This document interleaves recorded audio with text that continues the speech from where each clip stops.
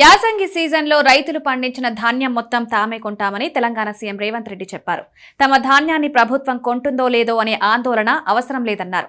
ఇదివరకు మాజీ సీఎం కేసీఆర్ రైతులు అధిక ధాన్యాన్ని పండించినప్పుడు వరి పంట వేయవద్దన్నారు. అయినా ఎలాగోలా పంటను కొనేవారు. సీఎం రేవంత్ రెడ్డి కూడా ఎంత కష్టమైనా ప్రభుత్వమే ధాన్యం కొంటుంది అని చెప్పడం ద్వారా రైతులకు భరోసా ఇచ్చినట్లయింది. రబీ సీజన్లో 2.75 కోట్ల టన్నుల ధాన్యం దిగుబడి వచ్చింది. ఈ మొత్తం ధాన్యాన్ని ప్రభుత్వమే కొనబోతుంది. ఈ సంవత్సరం 15 రోజుల ముందుగానే రుతుపవనాలు తెలంగాణలోకి వచ్చాయి. ఇప్పటికే చాలా జిల్లాల్లో వర్షాలు కురుస్తున్నాయి. అందువల్ల జిల్లాల కలెక్టర్లు ప్లాన్ ప్రకారం పనిచేయాలని సీఎం రేవంత్ సూచించారు.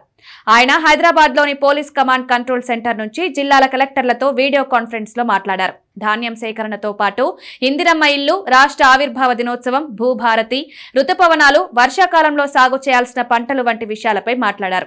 వర్షాకాలం వచ్చేసింది కాబట్టి సీజనల్ వ్యాధులపై అలర్ట్ గా ఉండాలన్నారు.